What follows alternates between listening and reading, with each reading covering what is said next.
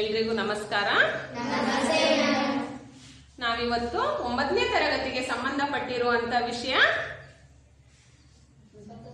ಸ್ವಾತಂತ್ರ್ಯ ನಂತರದ ಭಾರತದಲ್ಲಿ ದೈಹಿಕ ಶಿಕ್ಷಣದ ಬೆಳವಣಿಗೆ, ಈ ವಿಷಯದ ಬಗ್ಗೆ ನಾವು ಅಧ್ಯಯನ ಮಾಡ್ತೀವಿ. ಅಂದ್ರೆ ಇದಕ್ಕೆ ಸಂಬಂಧಪಟ್ಟಿರುವಂತ ಒಂದು ಸಣ್ಣ ಕಥೆ ಮೂಲಕ ಪ್ರಾರಂಭ ಮಾಡೋಣ, ಆಯ್ತಾ? ಪ್ರೀತಿಯ ಮಕ್ಕಳೇ, ಎಲ್ಲರಿಗೂ ನಮಸ್ಕಾರ. ನೀವು ರಾಜರು ಮಹಾರಾಜರ ಕಥೆಗಳಲ್ಲಿ ರಾಜರ ಮಕ್ಕಳು ಹೇಗೆ ವಿದ್ಯೆಯನ್ನ ಕಲಿಯುತ್ತಿದ್ದರು ಅಂತ ನಾವು ನೋಡ್ಬೇಕಾಗಿದೆ. ಮಹಾಭಾರತದಲ್ಲಿ ಕರ್ಣ ವಿದ್ಯೆ ಕಲೀಲಿಕ್ಕೆ ಗುರುಗಳನ್ನ ಹುಡುಕಿಕೊಂಡು ಹೋದ ಅಂತ ಕೂಡ ಹೇಳಿದ್ದಾರೆ, ಹೌದಲ್ವಾ? ಅಂದ್ರೆ ಹಿಂದಿನ ಕಾಲದಲ್ಲಿ ಯಾವ ರೀತಿ ವಿದ್ಯೆಯನ್ನ ಕಲಿತಾ ಇದ್ರು, ಮಹಾಭಾರತದಲ್ಲಿ ಕರ್ಣನು ಏನ್ ಮಾಡ್ತಾನೆ, ಗುರುಗಳನ್ನ ಹುಡುಕಿಕೊಂಡು ಹೋಗಿ ಅಲ್ಲಿ ವಿದ್ಯೆಯನ್ನ ಕಲಿಯುತ್ತಿದ್ದನು.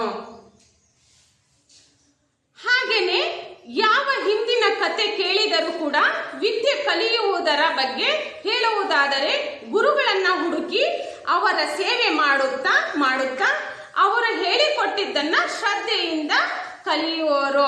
ಅಂದ್ರೆ ಆಗಿನ ಕಾಲದಲ್ಲಿ ಏನ್ ಮಾಡ್ತಾ ಇದ್ರು, ಗುರುಗಳು ಏನ್ ಹೇಳ್ಕೊಡ್ತಾರೋ ಅದನ್ನ ಗುರುಗಳು ಹೇಳಿಕೊಟ್ಟಿದ್ದನ್ನ ಅವರ ಸೇವೆ ಮಾಡುತ್ತಾ ಅವ್ರು ಹೇಳಿಕೊಟ್ಟಿದ್ದನ್ನ ಶ್ರದ್ಧೆಯಿಂದ ಕಲಿಯುತ್ತಿದ್ದರು. ಕಾಲ ಅಂದ್ರೆ ಆ ಕಲಿಯುತ್ತಿದ್ರು, ಆ ಕಾಲ ಅವಾಗಾಗಿತ್ತು. ನಂತರ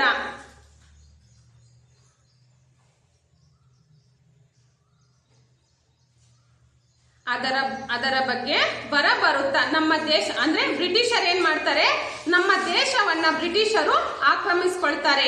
ಹೀಗೆ ಆಕ್ರಮಿಸಿಕೊಂಡ ಬ್ರಿಟಿಷರು ಬರುತ್ತಾ ಭಾರತವನ್ನ ತನ್ನ ಮುಷ್ಟಿಯಲ್ಲಿ ಇರಿಸಿಕೊಳ್ಳಬೇಕಾದರೆ, ಅಂದ್ರ ತನ್ನ ಅಧೀನದಲ್ಲಿ ಇರಿಸಿಕೊಳ್ಳಿಕ್ಕೆ, ತನ್ನ ಹತೋಟಿಯಲ್ಲಿ ಇರಿಸ್ಕೊಳ್ಬೇಕು, ಅಂದ್ರೆ ತಾನು ಹೇಳಿದ್ದೇ ಆಗ್ಬೇಕು, ತನ್ನಂತೆನೆ ಇವರು ಭಾರತೀಯರನ್ನ ತನ್ನ ಅಧೀನರನ್ನಾಗಿ ಮಾಡ್ಕೋಬೇಕಂತ ಬ್ರಿಟಿಷರು ಏನ್ ಮಾಡ್ತಾರೆ, ಶಿಕ್ಷಣ ನೀತಿಯಲ್ಲಿ ಬದಲಾವಣೆಯನ್ನ ಮಾಡ್ತಾರೆ. ಭಾರತವನ್ನ ತನ್ನ ಮುಷ್ಟಿಯಲ್ಲಿ ಇರಿಸಿಕೊಳ್ಳಬಹುದು ಎಂದು ಅರ್ಥೈಸಿಕೊಂಡು ತಮ್ಮದೇ ಆದ ಹೊಸ ಪದ್ಧತಿಯನ್ನ ನಮ್ಮ ದೇಶದಲ್ಲಿ ಜಾರಿಗೆ ತಂದರು. ಗುರುಗಳನ್ನ ಹುಡುಕಿಕೊಂಡು ಹೋಗುವ ಬದಲಾಗಿ ವಿದ್ಯಾರ್ಥಿಗಳು ಇರುವ ಕಡೆಗೆ ಗುರುಗಳು ಬಂದು ಪಾಠ ಮಾಡುವ ಪದ್ಧತಿಯನ್ನ ಮಿಷನರಿ ಪದ್ಧತಿಗಳಂತಲೂ ಸಹ ಕರೀತಾರೆ. ಅಂದ್ರೆ ಅವರು ಬ್ರಿಟಿಷರು ಶಿಕ್ಷಣ ವ್ಯವಸ್ಥೆಯಲ್ಲಿ ಬದಲಾವಣೆಯನ್ನ ಮಾಡಿದರು. ಈ ಕತೆ ನಿಮಗೆ ಅರ್ಥ ಆಗಿದೆ ಅಂತ ಅನ್ಕೊಳ್ತೀನಿ ಮಕ್ಕಳೇ. ಯಾವ ರೀತಿ ಅಂದ್ರೆ ಆಗಿನ ಕಾಲದಲ್ಲಿ ಶಿಕ್ಷಣ ಹೇಗಿತ್ತು ಅಂದ್ರೆ ಸ್ವಾತಂತ್ರ್ಯದ ನಂತರ ಸ್ವಾತಂತ್ರ್ಯ ಪೂರ್ವದಲ್ಲಿ ಶಿಕ್ಷಣ ವ್ಯವಸ್ಥೆ ಹೇಗಿದೆ ಅಂತ ನಾವು ಈ ಕಥೆ ಮೂಲಕ ಸ್ವಲ್ಪ ಅಂದ್ರೆ ತಿಳ್ಕೊಬೇಕಾಗಿದೆ. ಅಂದ್ರೆ ಆಗಿನ ಕಾಲದಲ್ಲಿ ಏನ್ ಮಾಡ್ತಾ ಇದ್ರು, ಗುರುಗಳು ಎಲ್ಲಿದ್ರು ಅಲ್ಲಿ ಹೋಗ್ಬಿಟ್ಟು ಶಿಕ್ಷಣವನ್ನ ಕಲಿತಿದ್ರು. ಯಾವ ರೀತಿ ಅವರ ಸೇವೆ ಮಾಡುತ್ತಾ ಗುರುಗಳು ಏನ್ ಹೇಳ್ತಾರೋ ಆ ರೀತಿ ಪಾಲನೆಯನ್ನ ಮಾಡ್ತಾ ಅವರ ಸೇವೆಯನ್ನ ಮಾಡ್ತಾ ಪಾಠವನ್ನ ಕಲಿತಾ ಇದ್ರು. ನಂತರ ಏನ್ ಮಾಡಿದ್ರು, ಬ್ರಿಟಿಷರು ಬದಲಾವಣೆಯನ್ನ ಮಾಡಿದರು. ಯಾವ ರೀತಿ ಗುರುಗಳು ಎಲ್ಲಿರ್ತಾರೋ ಅಲ್ಲಿ ಹೋಗಿ ವಿದ್ಯೆ ಕಲಿತಿದ್ರು. ಅದರ ಬದಲಾಗಿ ಏನ್ ಮಾಡಿದ್ರು, ವಿದ್ಯಾರ್ಥಿಗಳು ಎಲ್ಲಿದಾರೋ ಅಲ್ಲಿ ಗುರುಗಳು ಬಂದು ಆ ಪದ್ಧತಿ ಇತ್ತು. ನಂತರ ಏನಾಯ್ತು, ಬದಲಾವಣೆ ಆಯ್ತು. ಈಗ ಮಕ್ಕಳು ಎಲ್ಲಿರ್ತಾರೋ ಅಲ್ಲಿಗೆ ಹೋಗಿ ಶಿಕ್ಷಕರು ಪಾಠ ಮಾಡುವ ವ್ಯವಸ್ಥೆ ಬದಲಾವಣೆಯನ್ನ ತಂದರು.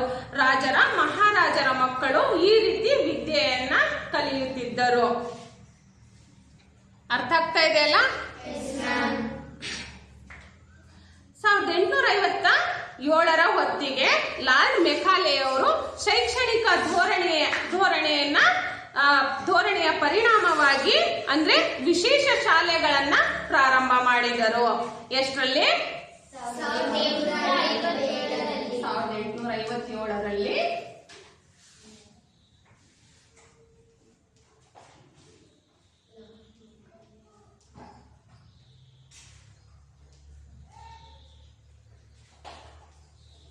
ಇವ್ರು ಏನ್ ಮಾಡ್ತಾರೆ, 1857ರ ಹೊತ್ತಿಗೆ ಲಾರ್ಡ್ ಮೆಕಾಲೆ ಅವರು ಶೈಕ್ಷಣಿಕ ಧೋರಣೆಗಳಲ್ಲಿ ಬದಲಾವಣೆಯನ್ನ ತರ್ತಾರೆ. ಅಂದ್ರೆ ಹೊಸ ಮಿಷನರಿ ಶಾಲೆಗಳನ್ನ ಪ್ರಾರಂಭ ಮಾಡ್ತಾರೆ.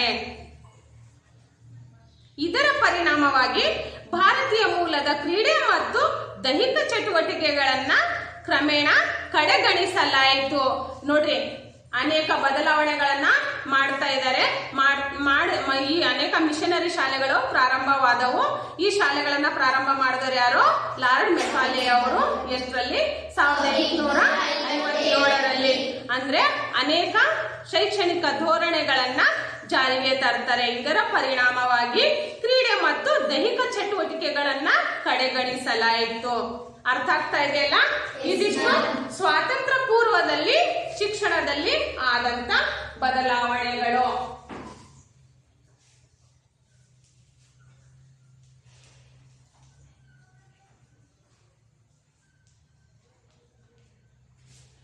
ಸ್ವಾತಂತ್ರ್ಯ ಪೂರ್ವದಲ್ಲಿ ಆಗಿರುವಂತ ಬದಲಾವಣೆಗಳು. ನಂತರ ಸ್ವಾತಂತ್ರ್ಯ ನಂತರದಲ್ಲಿ ಆದಂತ ಬದಲಾವಣೆಗಳು ಅಂದ್ರೆ ದೈಹಿಕ ಶಿಕ್ಷಣದಲ್ಲಿ ಯಾವ ರೀತಿ ಬದಲಾವಣೆಗಳಾಯ್ತಂತ ನೋಡ್ಬೇಕಾಗಿದೆ.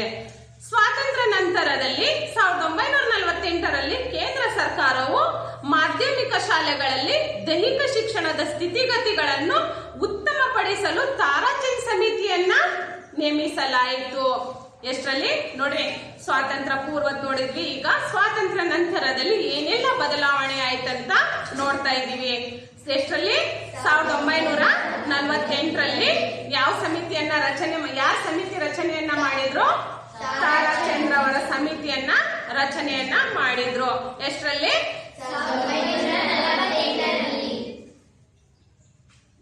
ತಾರಾಚಂದ್ ಸಮಿತಿ ಮತ್ತು ವಿಶ್ವವಿದ್ಯಾನಿಲಯಗಳಲ್ಲಿನ ಸ್ಥಿತಿಗತಿಗಳನ್ನ ಉತ್ತಮಪಡಿಸಲು ತಾರಾಚಂದ್ ಸಮಿತಿಯನ್ನ ರಚನೆ ಮಾಡಲಾಯಿತು. ಎಷ್ಟರಲ್ಲಿ?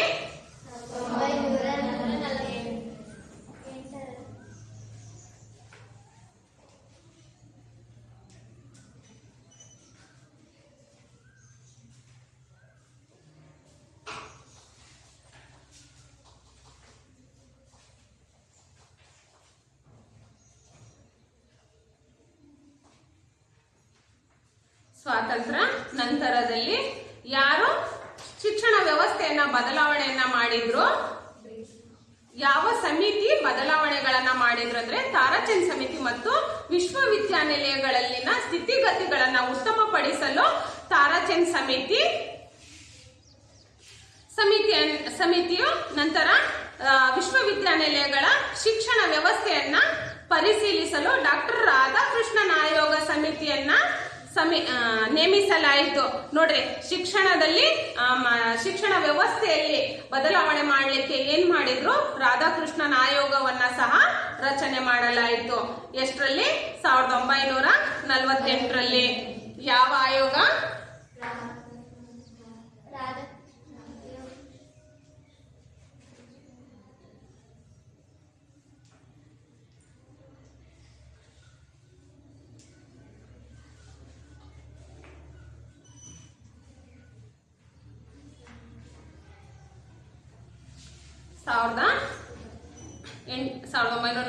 ರಲ್ಲಿ ತಾರಾಚಂದ್ ಸಮಿತಿ ಮತ್ತು ವಿಶ್ವವಿದ್ಯಾನಿಲಯಗಳ ಸಮಿತಿಗಳಲ್ಲಿ ಬದಲಾವಣೆಯನ್ನ ತಂದವರು ಯಾರು? ರಾಧಾಕೃಷ್ಣನ್ ಆಯೋಗ.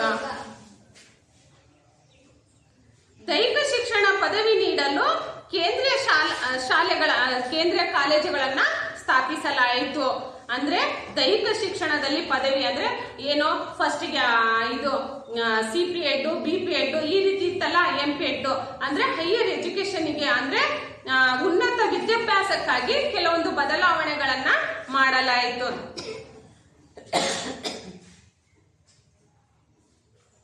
ಇಷ್ಟೇ ಅಲ್ಲದೆ ಕ್ರೀಡಾ ತರಬೇತಿ ಮತ್ತು ಮನೋಲ್ಲಾಸಕ್ಕೆ ಬೇಕಾದ ಕೆಲವು ಸಾಹಿತ್ಯಗಳನ್ನ ಸಹ ಪ್ರಕಟಿಸಲಾಯಿತು.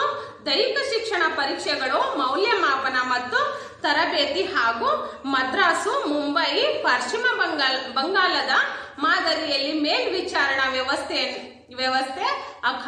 ಅಖಾಡ, ವ್ಯಾಯಾಮ ಶಾಲೆ, ಕ್ರೀಡಾ ಕ್ಲಬ್ಗಳ ಸ್ಥಾಪಿಸುವುದು ಸೇರಿದಂತೆ ಮೊದಲಾದ ಶಿಫಾರಸುಗಳನ್ನು ಮಾಡಿದರು. ಯಾವ ಆಯೋಗ ಮಾಡ್ತು? ರಾಧಾಕೃಷ್ಣನ್ ಆಯೋಗ ಇವೆಲ್ಲ ಬದಲಾವಣೆಗಳನ್ನ ತಂದರು. ನಂತರ ಕಾಲೇಜುಗಳಲ್ಲಿ ಕನಿಷ್ಠ 2 ವರ್ಷಗಳ ಕಡ್ಡಾಯ ದೈಹಿಕ ಶಿಕ್ಷಣವಿರಬೇಕೆಂದು ಶಿಫಾರಸನ್ನ ಮಾಡಿದರು. ನೋಡಿ, ಶಾಲಾ ಕಾಲೇಜುಗಳಲ್ಲಿ ಅಂದ್ರೆ ತರಬೇತಿ ಪಡೀಲಿಕ್ಕೆ ಎಷ್ಟು ಕನಿಷ್ಠ 2 ವರ್ಷಗಳ ತರಬೇತಿಯನ್ನ ಮಾಡ್ಬೇಕಂತ ಆಯೋಗ ಶಿಫಾರಸು ಮಾಡಿತ್ತು. ನಂತರ 1954ರಲ್ಲಿ ಕೇಂದ್ರ ಸರ್ಕಾರವು central advisory board for physical education and recreation ಎಂಬ ಸಮಿತಿಯನ್ನ ರಚಿಸಿತು. ನೋಡಿ ವಿದ್ಯಾರ್ಥಿಗಳೇ, ಶಿಕ್ಷಣದಲ್ಲಿ ಬದಲಾವಣೆ ಆಗ್ತಾ ಬರ್ತಾ ಇದೆ. ಬರುತ್ತಾ ಏನ್ ಆಗ್ತಾ ಇದೆ, ಕೆಲವೊಂದು ವಿಷಯಗಳನ್ನ ಸೇರ್ಪಡೆ ಮಾಡ್ತಾ ಇದ್ದಾರೆ ಮತ್ತು ಕೆಲವೊಂದು ವಿಷಯಗಳನ್ನ ಬಿಡ್ತಾ ಇದ್ದಾರೆ, ಬದಲಾವಣೆಗಳನ್ನ ಮಾಡ್ತಾ ಇದ್ದಾರೆ. ನೋಡ್ರಿ, 1954ರಲ್ಲಿ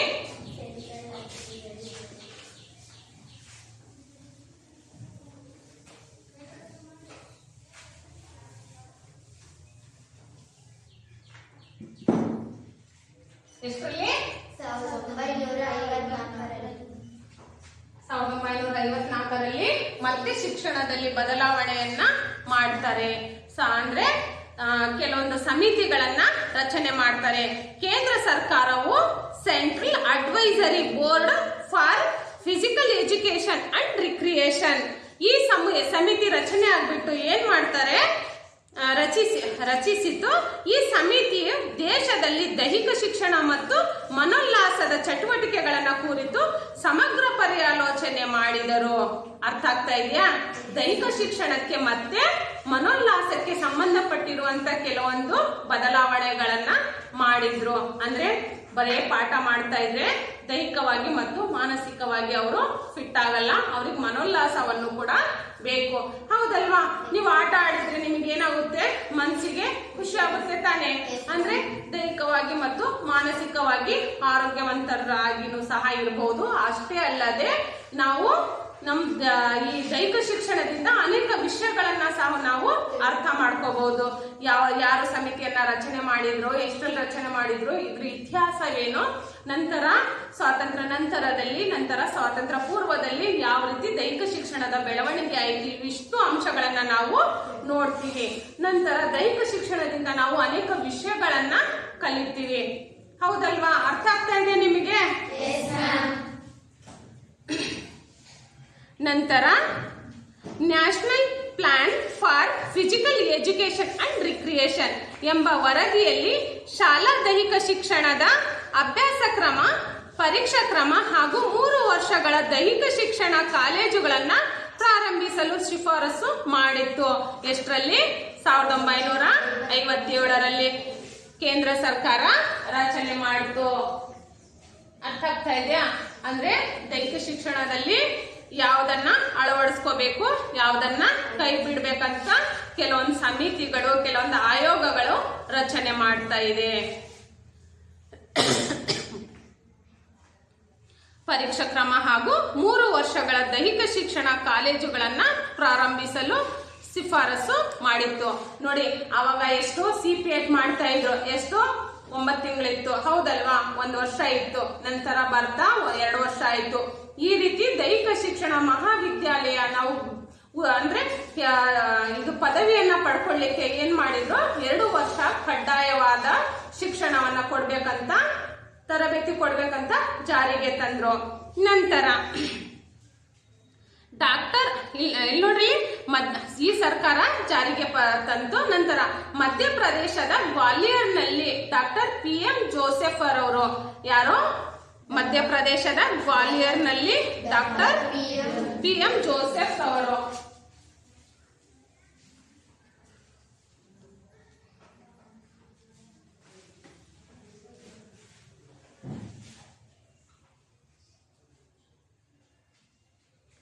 PM ಜೋಸೆಫ್ ರವರು ಏನ್ ಮಾಡಿದ್ರು, ಅವರ ನೇತೃತ್ವದಲ್ಲಿ 3 ವರ್ಷದ ಸ್ನಾತಕೋತ್ತರ ಪದವಿಯಲ್ಲಿ ದೈಹಿಕ ಶಿಕ್ಷಣದ ಶಿಕ್ಷಕರ ತರಬೇತಿಗಾಗಿ ಲಕ್ಷ್ಮೀಬಾಯಿ ರಾಷ್ಟ್ರೀಯ ದೈಹಿಕ ಶಿಕ್ಷಣ ಮಹಾವಿದ್ಯಾಲಯವನ್ನ ಸ್ಥಾಪಿಸಿತು.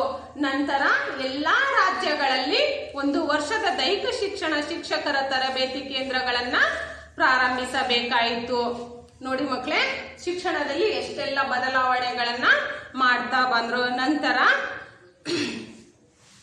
ಅಂತಿಮವಾಗಿ 1 ವರ್ಷದ ದೈಹಿಕ ಶಿಕ್ಷಣದ ಶಿಕ್ಷಕರ ತರಬೇತಿ ಕೇಂದ್ರಗಳನ್ನ ಪ್ರಾರಂಭಿಸಲಾಯಿತು. ನಂತರ ಈ ಮಧ್ಯದಲ್ಲಿ central advisory board for physical education and recreation national physical Ephesians drive ಅಂದ್ರೆ NPED ಎಂಬ ದೈಹಿಕ ಅರ್ಹತಾ ಪರೀಕ್ಷೆ ಯೋಜನೆಯನ್ನ ಸಿದ್ಧಪಡಿಸಿದ್ರು. ನೋಡಿ, ಅರ್ಥ ಆಗ್ತಾ ಇದೆಯಾ? ಎಷ್ಟೆಲ್ಲ ಯಾವ್ಯಾವ ಸಮಿತಿಗಳನ್ನ ರಚನೆ ಮಾಡಿದ್ರು, ದೈಹಿಕ ಶಿಕ್ಷಣಕ್ಕೆ ಬೇಕಾಗಿರುವಂತ ಅವಶ್ಯಕವಾಗಿರುವಂತ ಅಂಶಗಳನ್ನ ಅಳವಡಿಸ್ಕೊಂಡ್ರು. ನಂತರ ಕೆಲವೊಂದು ಬದಲಾವಣೆಗಳನ್ನ ಮಾಡಿದ್ರು.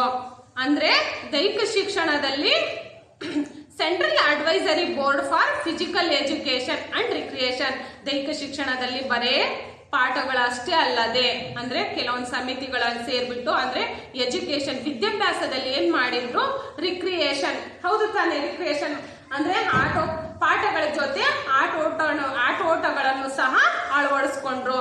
ಇವು ಸಹ ನಮ್ಮ ದೈಹಿಕ ಶಿಕ್ಷಣಕ್ಕೆ ಅವಶ್ಯಕವಾಗಿರುವಂತ ವಿಷಯವಾಗಿದೆ. 1959ರಿಂದ 60ರಲ್ಲಿ ಕಾರ್ಯಗತಗೊಂಡಿತು. 1963ರಲ್ಲಿ ಪ್ರಾರಂಭವಾಗಿದ್ದವು. ರಾಜ್ಕುಮಾರಿ ಅಮೃತ್ ಕೌರ್ ಕ್ರೀಡಾ ಕೋಚಿಂಗ್ ಆಯೋಜನೆಯನ್ನ ಇದರ ಶಿಫಾರಸ್ಸಿನ ಪರಿಣಾಮವಾಗಿ 1961ರಲ್ಲಿ ಬದಲಾಯಿಸಿತು. ನೋಡ್ರಿ, 1959ರಿಂದ 1960ರಲ್ಲಿ ಎಷ್ಟರಲ್ಲಿ 1959ರಿಂದ 60ರಲ್ಲಿ ಯಾರು ರಾಜ್ಕುಮಾರಿ ಕ್ರೌರ್ ಅವರು ಏನ್ ಮಾಡಿದ್ರು, ಅಮೃತ್ ಕೌರ್ ಕ್ರೀಡಾ ಕೋಚಿಂಗ್ ಯೋಜನೆಯನ್ನು ಇದರ ಶಿಫಾರಸ್ಸಿನ ಪರಿಣಾಮವಾಗಿ 1961ರಲ್ಲಿ ಬದಲಾಯಿಸಿದ್ರು.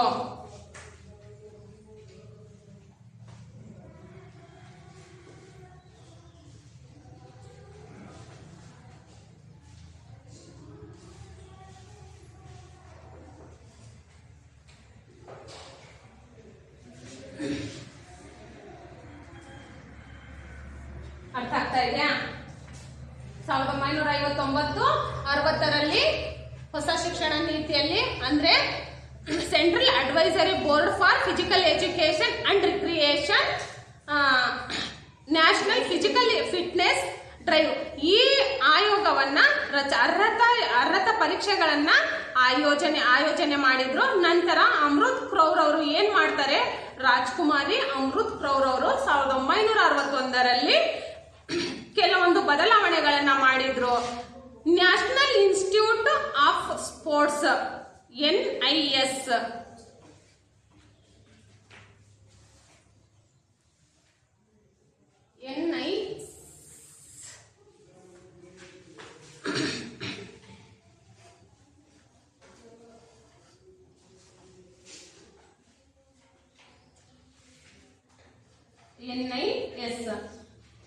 ಇದರ ಮೂಲಕ ಇವರು ಪಟಿಯಾಲದಲ್ಲಿ ಪ್ರಾರಂಭವನ್ನ ಮಾಡಿದ್ರು. 1961ರಲ್ಲಿ ಬದಲಾಯಿಸಿ ಅಂದ್ರೆ ಏನಿತ್ತು, ಕೋಚಿಂಗ್ ಸೆಂಟರ್ಗಳನ್ನ ಶಿಫಾರಸ್ಸಿನ ಪರಿಣಾಮವಾಗಿ ಬದಲಾವಣೆಯನ್ನ ಮಾಡಿಬಿಟ್ಟು 1961ರಲ್ಲಿ ನ್ಯಾಷನಲ್ ಇನ್ಸ್ಟಿಟ್ಯೂಟ್ ಫಾರ್ ಸ್ಪೋರ್ಟ್ಸ್ ಅಂದ್ರೆ NIS ಪಟಿಯಾಲದಲ್ಲಿ ಹೊಸದಾಗಿ ಮತ್ತೆ ಪ್ರಾರಂಭ ಮಾಡಿದ್ರು. ಯಾರು? ರಾಜ್ಕುಮಾರಿ ಅಮೃತ್ ಕೌರ್ ಅವರು. ಎಷ್ಟರಲ್ಲಿ? 1961ರಲ್ಲಿ. ಓಕೆ.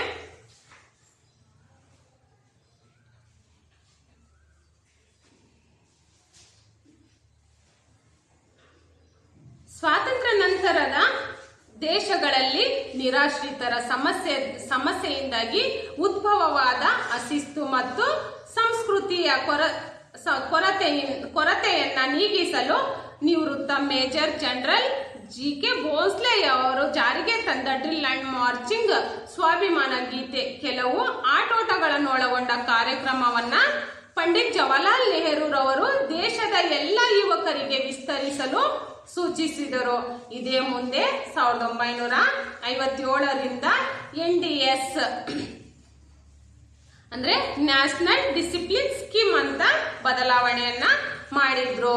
ಅಷ್ಟೇ ಅಲ್ಲದೆ NDS ಎಂದು ಪ್ರಚಲಿತಗೊಂಡಿತ್ತು. ರಾಜ್ಯದ ಎಲ್ಲಾ ಶಾಲೆಗಳಲ್ಲಿ ಕಡ್ಡಾಯವಾದ ದೈಹಿಕ ಶಿಕ್ಷಣ ಪರ್ಯಾಯ ಪಠ್ಯಕ್ರಮವಾಯಿತು. ಈ ಪಠ್ಯಕ್ರಮವನ್ನ 1965ರಲ್ಲಿ 5ರವರೆಗೆ ಚಾಲನೆಯಲ್ಲಿ ಇದ್ದಿತ್ತು. ನೋಡಿ, ಸ್ವಾತಂತ್ರ್ಯ ನಂತರದ ದೇಶದಲ್ಲಿ ನಿರಾಶ್ರಿತರು ಅಂದ್ರೆ ಒಂದು ಪ್ರದೇಶದಿಂದ ಇನ್ನೊಂದು ಪ್ರದೇಶಕ್ಕೆ ಆಶ್ರಯವನ್ನ ಪಡ್ಕೊಂಡು ಹೋಗ್ತಿರುವಂತ ನಿರಾಶ್ರಿತರು ಅಂದ್ರೆ ಅವ್ರಿಗೆ ಮನೆ ಮಠಗಳು ಏನು ಇರಲ್ಲ, ಹೌದಲ್ವಾ? ಅಂತರ್ನ ನಾವೇನಂತೀವಿ? ನಿರಾಶ್ರಿತರು ಅಂತ ಅಂತಿರ್ತಾನೆ. ಇಂಥ ಸಂದರ್ಭದಲ್ಲಿ ನಿವೃತ್ತ ಮೇಜರ್ ಯಾರು? GK ಭೋಸ್ಲೆ ಅವರು.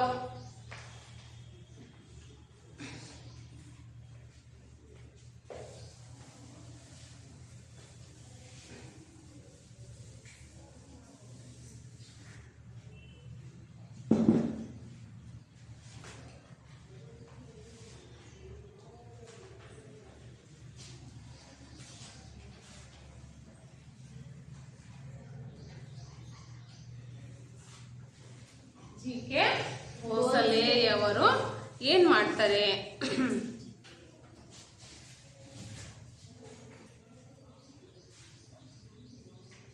ಕೆಲವೊಂದು ಡ್ರಿಲ್ ಅಂದ್ರೆ ದೈಹಿಕ ಶಿಕ್ಷಣದಲ್ಲಿ ಕೆಲವೊಂದು ಬದಲಾವಣೆಗಳನ್ನ ತಂದ್ರು.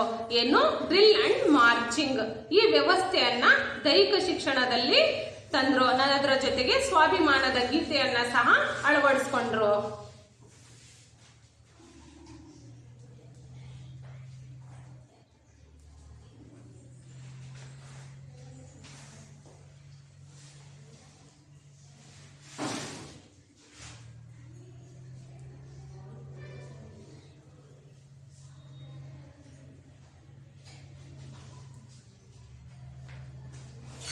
GK ಭೋಸ್ಲೆ ಅವರು ಏನ್ ಮಾಡ್ತಾರೆ?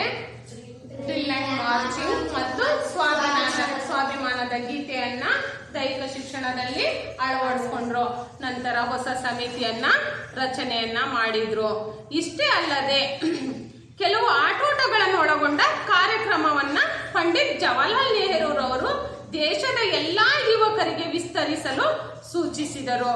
ನೋಡ್ರಿ, GK ಭೋಸ್ಲೆ ಅವರು ಡ್ರಿಲ್ ಅಂಡ್ ಮಾರ್ಚಿಂಗ್ ನಂತರ ಸ್ವಾಭಿಮಾನದ ಗೀತೆಯನ್ನ ಅಳವಡಿಸ್ಕೊಂಡ್ರು. ಇದರ ಜೊತೆಗೆ ಜವಾಹರ್ಲಾಲ್ ನೆಹರೂರವರು ಏನ್ ಮಾಡ್ತಾರೆ ಅಂದ್ರೆ ಯುವಕರಿಗೆ ಅನುಕೂಲವಾಗುವಂತ ಕೆಲವೊಂದು ಕಾರ್ಯಕ್ರಮಗಳನ್ನ ಸಹ ಇವರು ಜಾರಿಗೆ ತರ್ತಾರೆ. ಅಷ್ಟೇ ಅಲ್ಲದೆ 1957ರಿಂದ NDS ನ್ಯಾಷನಲ್ ಡಿಸಿಪ್ಲಿನ್ ಸ್ಕೀಮ್ ಎಂದು ಪ್ರಚಲಿತಗೊಂಡಿತ್ತು. ರಾಷ್ಟ್ರದ ಎಲ್ಲಾ ಶಾಲೆಗಳಲ್ಲಿ ಕಡ್ಡಾಯವಾಗಿ ದೈಹಿಕ ಶಿಕ್ಷಣದ ಪರ್ಯಾಯ ಪಠ್ಯಕ್ರಮವನ್ನ ಈ ಪಠ್ಯಕ್ರಮವು 1965ರ ಹೊತ್ತಿಗೆ ಚಾಲನೆಯಲ್ಲಾಯಿತು. ಇದನ್ನ ಭೋಸ್ಲೆ ಮತ್ತು ಪಂಡಿತ್ ಜವಾಹರ್ಲಾಲ್ ನೆಹರು ಇವರ ನೇತೃತ್ವದಲ್ಲಿ 1965ರಲ್ಲಿ ಏನ್ ಮಾಡಿದ್ರು? ಎಲ್ಲಾ ಪಠ್ಯಕ್ರಮದಲ್ಲಿ ಇದು ಅಳವಡಿಸಬೇಕು ಅಂತ ಜಾರಿಗೆ ತಂದ್ರು. ಅರ್ಥ ಆಗ್ತಾ ಇದೆಯಾ? ಇದನ್ನ ಜಾರಿಗೆ ತಂದವರು ಯಾರು? ಡ್ರಿಲ್ ಅಂಡ್ ಮಾರ್ಚಿಂಗ್ ಮತ್ತು ಸ್ವಾಭಿಮಾನದ ಗೀತೆಯನ್ನ ಪಠ್ಯಕ್ರಮದಲ್ಲಿ ಕಡ್ಡಾಯವಾಗಿರ್ಬೇಕಂತ GK ಭೋಸ್ಲೆ ಅವರು ಅಳವಡಿಸ್ಕೊಂಡ್ರು. ನಂತರ ಇದರ ಜೊತೆಗೆ ಪಂಡಿತ್ ಜವಾಹರ್ಲಾಲ್ ನೆಹರೂರವರು ದೇಶದ ಎಲ್ಲಾ ಯುವಕರಿಗೆ ವಿಸ್ತರಿಸಲು ಸೂಚಿಸಿದ್ರು. ಪಂಡಿತ್ ಜವಾಹರ್ಲಾಲ್ ನೆಹರೂರವರು ಏನ್ ಮಾಡ್ತಾರೆ? ಎಲ್ಲಾ ಯುವಕರಿಗೆ ತಲುಪಬೇಕು. ನಾವು ಏನೇನ್ ಬದಲಾವಣೆಯನ್ನ ಮಾಡ್ತೀವೋ ಅದ ಬದಲಾವಣೆಗಳು ಎಲ್ರು ಅದನ್ನ ಅನುಸರಿಸ್ತೀವೋ ಅದನ್ನ ಅವರು ಸಹ ಅನುಸರಿಸಬೇಕು ಅವರಿಗೆ. ಹಾಗಂತ ದೈಹಿಕ ಶಿಕ್ಷಣದಲ್ಲಿ ಕೆಲವೊಂದು ವಿಷಯಗಳನ್ನ ಅಳವಡಿಸಿದ್ರು. 1957ರ ಹೊತ್ತಿಗೆ NCC ಅಂದ್ರೆ ನ್ಯಾಷನಲ್ ಕ್ರೆಡಿಟ್ ಕಾರ್ಪ್ಸ್ 1957ರ ಹೊತ್ತಿಗೆ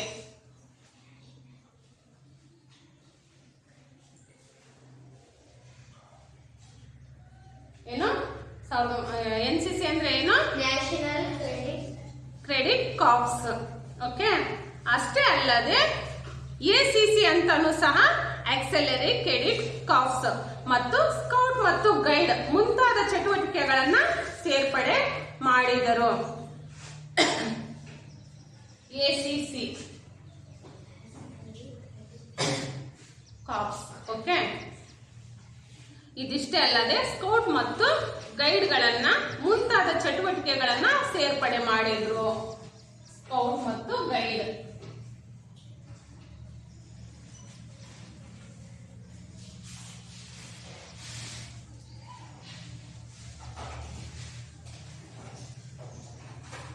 ನೋಡಿ ಮಕ್ಕಳೇ, 1957ರಲ್ಲಿ NCC ಅಂದ್ರೆ ನ್ಯಾಷನಲ್ ಕ್ರೆಡಿಟ್ ಕಾರ್ಪ್ಸ್, ನಂತರ ACC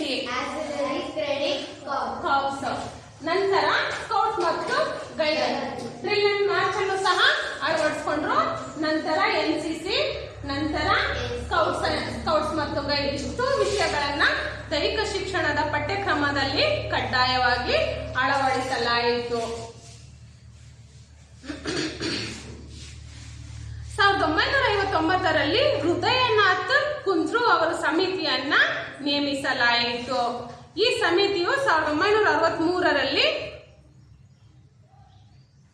ಅಂದ್ರೆ 1959ರಲ್ಲಿ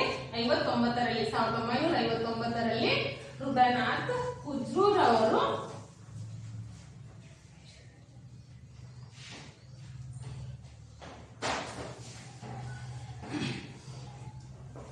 ಅಂದ್ರೆ 1959ರಲ್ಲಿ ಹೃದಯನಾಥ್ ಕುಂಜ್ರು ಅವರು ಏನ್ ಮಾಡ್ತಾರೆ, ಒಂದು ಸಮಿತಿಯನ್ನ ರಚನೆ ಮಾಡ್ತಾರೆ. ಇದರ ಜೊತೆಗೆ 1963ರಲ್ಲಿ ವರದಿಯನ್ನ ಸಲ್ಲಿಸಲಾಯಿತು.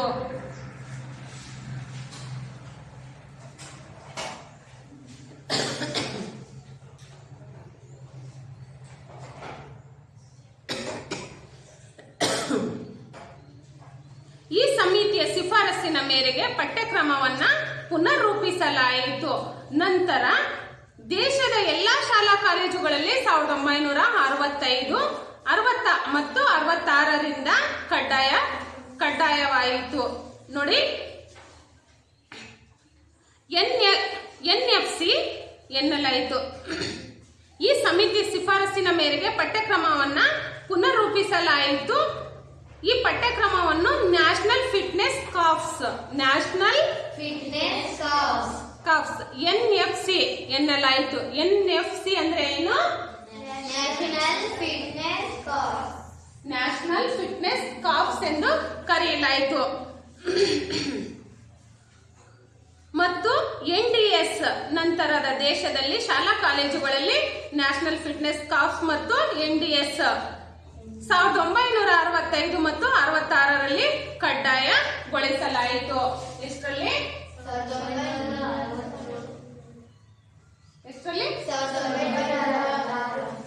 ಮತ್ತೆ 65 ಮತ್ತು 66ರಲ್ಲಿ ಜಾರಿಗೊಳಿಸಲಾಯಿತು. ಅಷ್ಟೇ ಅಲ್ಲದೆ ಕ್ರೀಡೆಗಳಲ್ಲಿ ಕ್ರೀಡೆಗಳಿಗೆ ಆದ್ಯತೆ ಇಲ್ಲದೆ ಇರುವುದು ಸ್ಪಷ್ಟವಾಗುತ್ತದೆ. ನೋಡಿ, ಕ್ರೀಡೆಗಳಲ್ಲಿ ಇವೆಲ್ಲ ಸಮಿತಿಗಳನ್ನ ಜಾರಿಗೆ ತಂದ್ರು, ನಂತರ ಇದಕ್ಕೆ ಪ್ರೋತ್ಸಾಹವನ್ನು ಕೊಟ್ಟರು ಸಹ ಕ್ರೀಡೆಗಳಿಗೆ ಹೆಚ್ಚಿನ ಆದ್ಯತೆಯನ್ನ ಕೊಡಲಿಲ್ಲ. ಇಲ್ಲಿ ಸ್ಪಷ್ಟವಾಗ್ತಾ ಇದೆ. ಅಷ್ಟೇ ಅಲ್ಲದೆ 1967ರಲ್ಲಿ ದೇಶದಲ್ಲಿ ದೈಹಿಕ ಶಿಕ್ಷಣ ಮತ್ತು ಕ್ರೀಡೆಗಳಿಗೆ ಸಮನ್ವಯತೆಯನ್ನ ತರುವುದಕ್ಕಾಗಿ ಡಾಕ್ಟರ್ ದೇಶ್ಮುಖ್ ಇವರ ಅಧ್ಯಕ್ಷತೆಯಲ್ಲಿ ಸಮಿತಿಯನ್ನ ನೇಮಿಸಲಾಯಿತು. ಈ ಸಮಿತಿಯು ಎಷ್ಟರಲ್ಲಿ? 1967ರಲ್ಲಿ.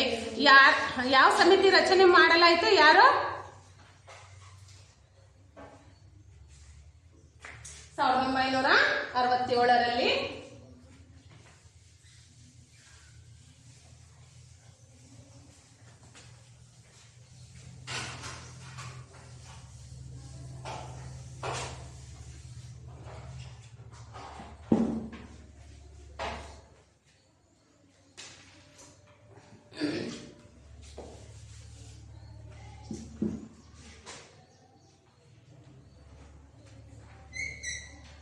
ಎಷ್ಟರಲ್ಲಿ?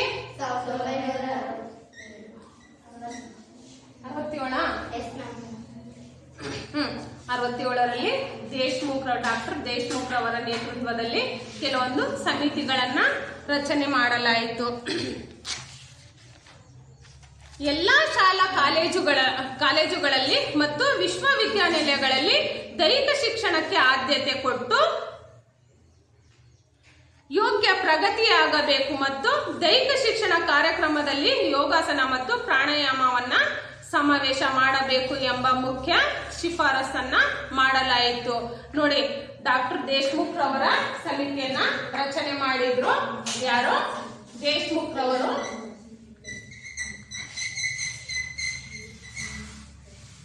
ಇವರು ಏನ್ ಜಾರಿಗೆ ತಂದ್ರಪ್ಪ ಅಂದ್ರೆ ದೈಹಿಕ ಶಿಕ್ಷಣದಲ್ಲಿ ಯೋಗ ಮತ್ತು ಪ್ರಾಣಾಯಾಮವನ್ನ ಕಡ್ಡಾಯ ಮಾಡಲಾಯಿತು.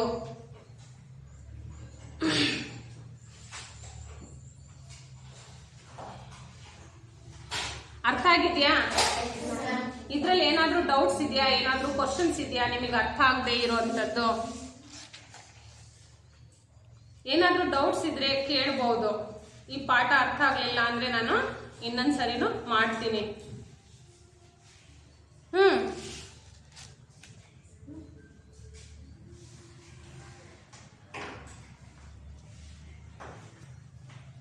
ಹೇಳಪ್ಪ.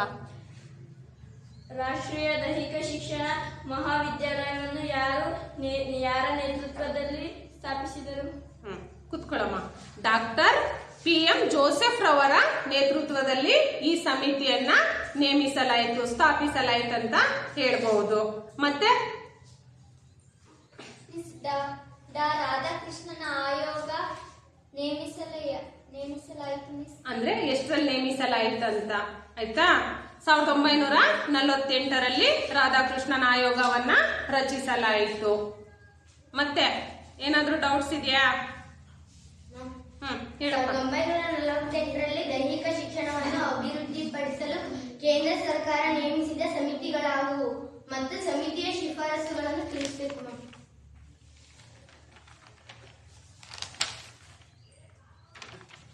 ಓಕೆ.